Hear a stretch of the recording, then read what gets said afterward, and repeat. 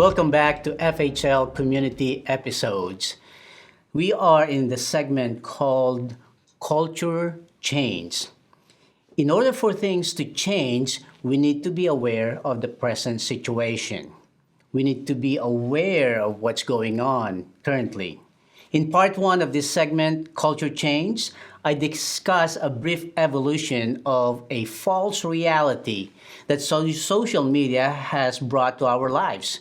We have become enamored by the avalanche of information streaming 24/7 in our society and even in our mind. We have based our decisions and our interactions with others that affected our emotions on a daily basis. Friendships have broken because of simple comment on Facebook. It's crazy, but this is the current reality we live in. We need technology, but we should not be slave to it. Rather, make it a servant for what we were created for, authentic relationships. We have to harness the technology power to assist us in going back to the basics, which is the great commandment, and that is rooted in relationships, loving God and loving others. In this segment, we will touch base on Reformation. It's a big word and encompasses numerous aspects of our lives. Dictionary.com has given us words related to Reformation. Listen to this: transformation, renewal, reorganization, realignment, rebirth, abolition, reestablishment, amendment, reform, correction, alteration, improvement, reconstruction, rehabilitation, rearrangement, renovation, change, shifting, restoration, and recovery. So we cannot really talk entirely about this because it's a huge word, but I hope that this segment will give us some things to think about the Reformation, because our culture is changing. Our tradition need to be challenged because of the changing atmosphere in our society. The word Reformation is closely related with Reformation of Christianity instigated by Martin Luther with his 95 Theses published in 1517. There has been holy discontent in the Catholic Church, and there had been movements even before Martin Luther. Some notable people before him were John Huss, John Wycliffe, and Peter Waldo. However, the 95 Theses sparked the fire that cannot be put out and will soon spread all over the world. Other reformers arose independent of Martin Luther, such as Ulrich Zwingli and John Calvin. Reformation brought the media revolution through the printing press. By 1530, over 10,000 publications are known with a total of 10 million copies. That's what Wikipedia said.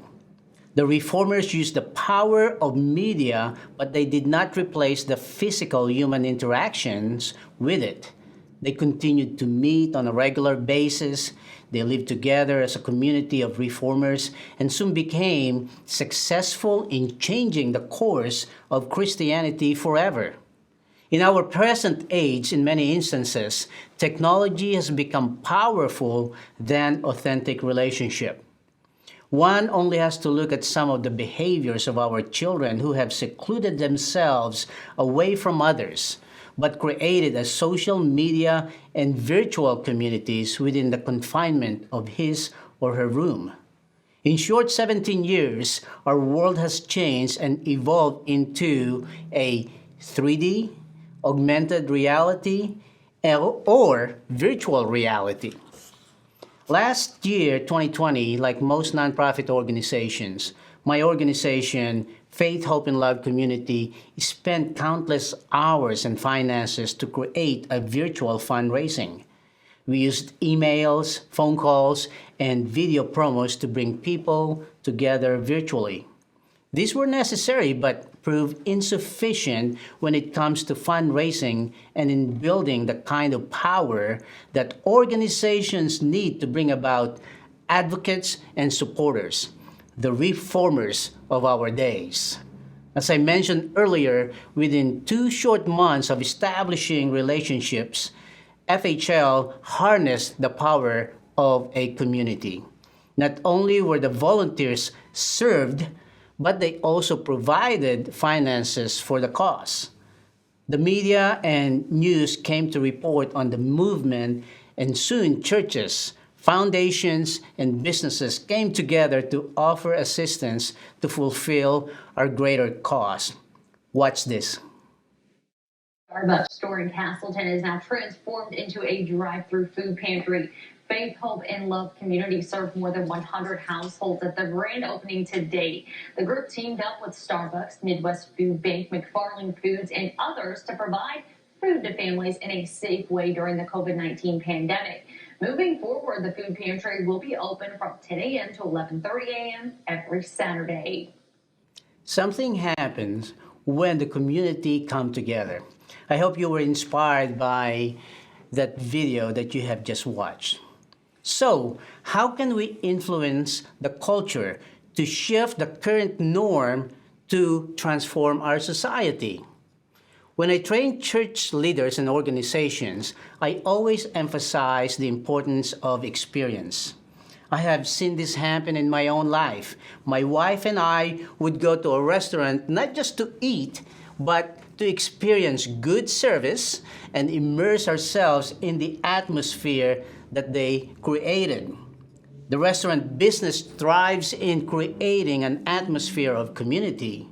They can transport your mind to be in certain places such as Italy, Mexico, or the Philippines.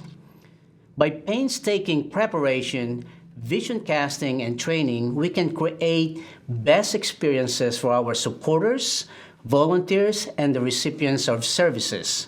Once people understand the cause of an organization and with proper orientation and training, they will start moving into advocacy and ownership. They become change agents who support and defend the organization.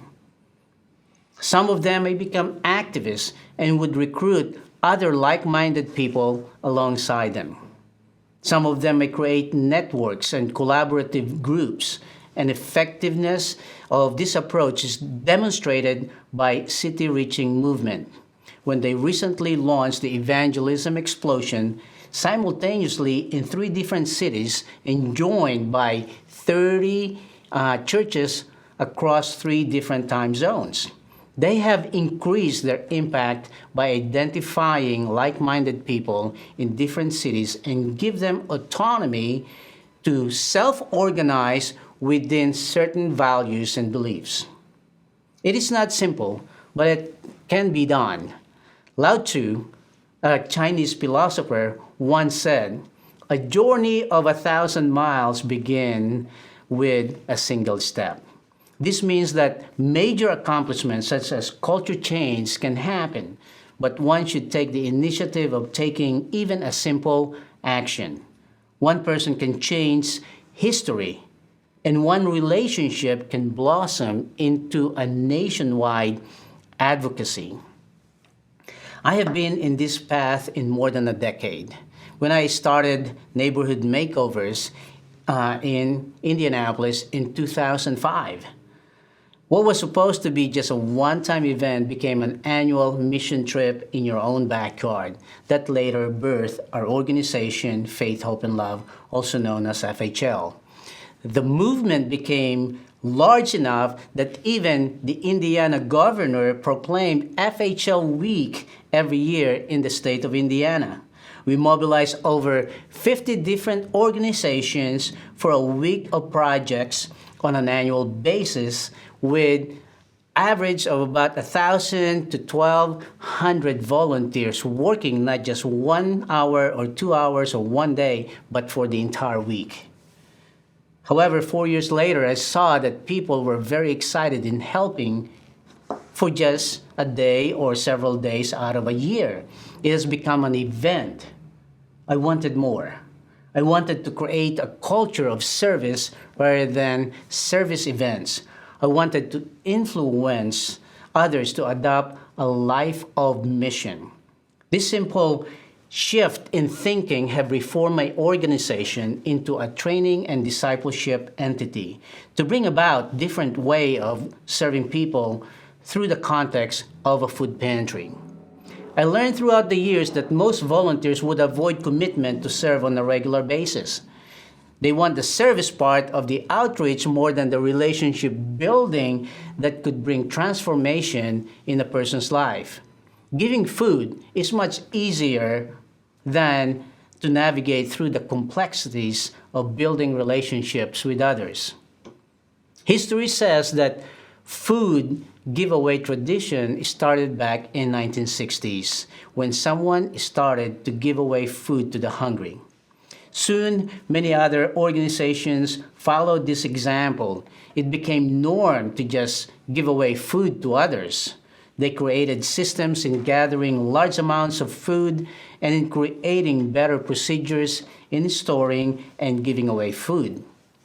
This became the nature of what we now know as food pantries all over the nation, and it became norm of how to operate a food pantry. Give away food to those in line. This system proved to be effective if the purpose is just to give away food to those who are hungry. One of the US presidents, Benjamin Franklin, said in 1736, "An ounce of prevention is worth a pound of cure." He said this to the fire-threatened Philadelphians to illustrate that preventing fire is better than fighting them. In my years of operating and overseeing food pantries, I've seen many able-bodied recipients who were enabled to rely on several food pantries for their food needs rather than being inspired and empowered to have a better life in the future. In part one, we covered the importance of relationships in changing the culture and in reformation of the status quo. Through establishing relationship with the recipient, a volunteer can find out the deeper needs of an individual, such as job training, addiction counseling, or even introducing Christ in his or her life. Change does not happen randomly. We need intentional process to change the norm, to start reformation of any status quo, such as food pantry operations. Better information means better ideas that may result in better ways of life. We need to be intentional in creating change, in establishing learning spaces and methodologies if we are to impact the lives of others in the process of giving food. Awareness, reformation, training, and empowerment. Remember, you have the power to bring kingdom solutions and resources to world problems and challenges. Until then, God bless you and see you at our next FHL community episode. It's hard to imagine that in the greatest country in the world, people are hungry. It could be you. You might be hungry for food or for relationship or for both. The effects of pandemic go beyond our physical being. It cuts through our spirit, our emotion, socially and spiritually. A recent study showed that 29 overdose cases happened in the largest county in Indianapolis, Marion County.